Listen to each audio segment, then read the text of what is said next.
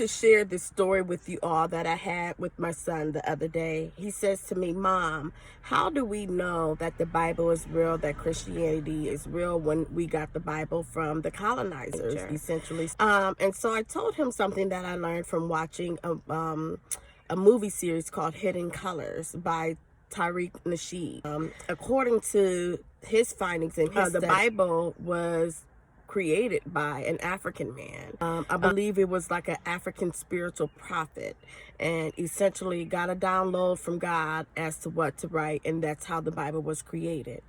Now, I know that the Bible has been translated into languages that we can understand, which I'm glad that they did that, because if you've ever read the Bible, you know that the Bible can be pretty tough to read and understand, and just to grasp the concepts of it, especially the King James Version. I'm not sure why the colonizers allowed slaves to have the Bible. Well, we know initially they did not. It was against the law for black people to even know, or slaves to even know how to read.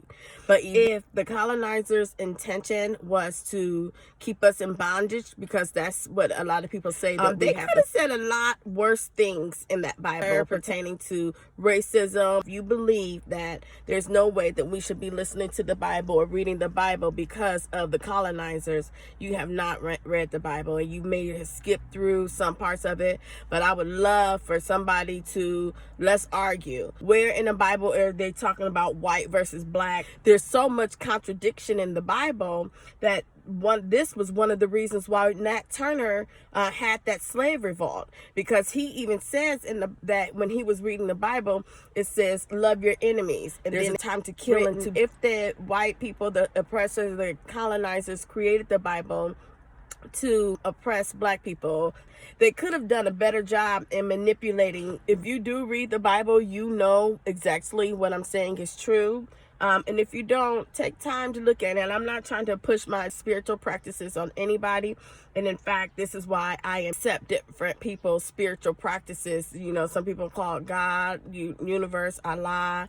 You know, I just feel that if it leads you to be a better person and to treat people right and to treat people fair and just, then it is what it is. Because for me, I remember Fat Joe said, I believe that God has several nicknames. You may call him Allah, but I call him God. I believe it's an incredible weapon. It teaches you how to live. It teaches you how to grow. It teaches us how to treat each other. I don't even know if the slave masters read it, but look it up for yourself.